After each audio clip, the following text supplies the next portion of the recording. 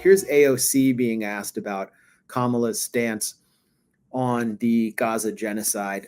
There is no mention of the war in Israel and Gaza right now. Do you think that was deliberate? Do you think that that should have been mentioned or come up in some way? Well, I think that this is certainly an issue that's important to many Americans. They're going to want to ensure that we continue our efforts towards a ceasefire in the region, and I'm sure that this discussion will come up certainly between now and November. But we also have a wide scope of issues as well that she has to address, and I think we saw a lot of that addressed last night, including when Governor Walz was addressing issues like IVF and choice, as well as many other issues that are at the top of people's minds right now. So IVF and choice, wide scope of issues. In March, AOC denounced the Gaza genocide and said it had to end with an arms embargo. Why the change of tune? And that in itself was a change of tune because she refused to call it a genocide before and basically got pressured into doing it by grassroots activists. And now that Kamala Harris is on the ticket and their focus is on the election, now she's back to basically downplaying it. She says it's going to come up between now and November. So how many more Palestinians have to die with U.S. weapons before the issue can come up again among the other wider scope of issues that she's talking about? We have to talk about IVF. How many IVF clinics has Israel bombed in Gaza, by the way, in a deliberate attempt to limit the population of Palestinians? I think every IVF clinic has been deliberately targeted in Gaza. Yeah. No, I think they're just banking on the party base just doing what it's always done. And that the Zoomer millennial red triangle Palestine solidarity crowd is not going to vote for them anyway, so they can just abuse them. And AOC, I'm sure she wants to run for Senate or something. She's so ambitious. She's throwing all those people under the bus as well that she went to meet with at Columbia University when the students were staging their sit-in before they were brutalized by NYPD. It's all, the term virtue signaling is so overused, but that's not because it's not a real thing. It's perfectly embodied in what AOC is and what she represents, and largely what the squad has represented. And now they're being taken out one by one.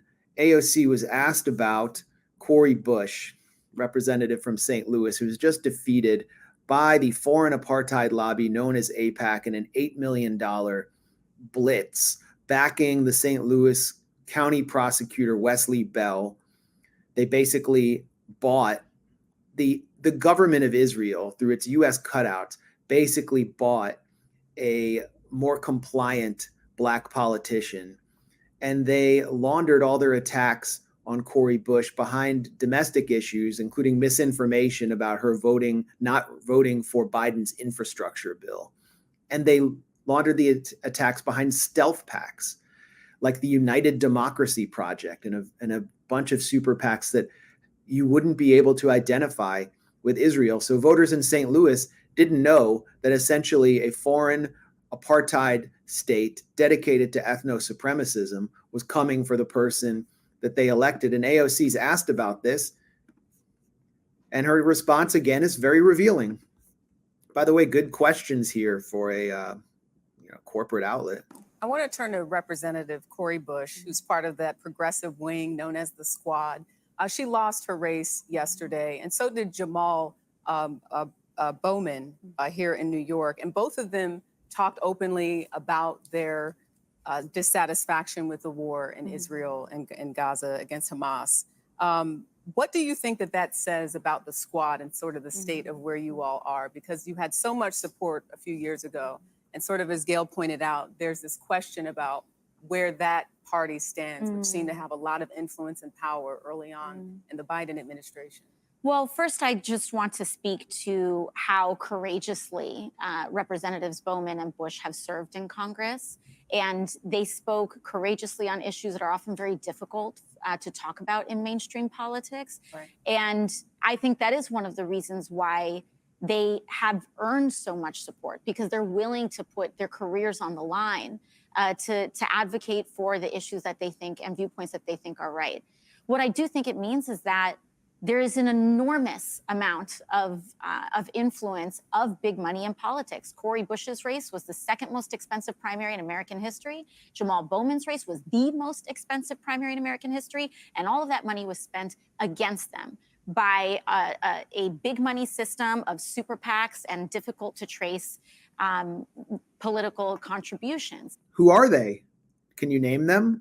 That to me speaks to the corrupting role of our current campaign finance system and the fact that it is very hard to be a working class American that gets elected to office and stay in office. And to me, I think that those defeats speak to the more urgent need for us to continue to advocate on these issues.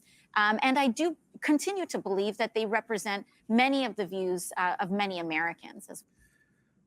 Weird. It's just like this murky system. Yeah. You can't even name AIPAC. It's, I mean, that speaks to the power of AIPAC that maybe AOC is so afraid of them that she won't even name them. But given that I think she just was reelected to her seat. So it's not as if she's in trouble anytime soon.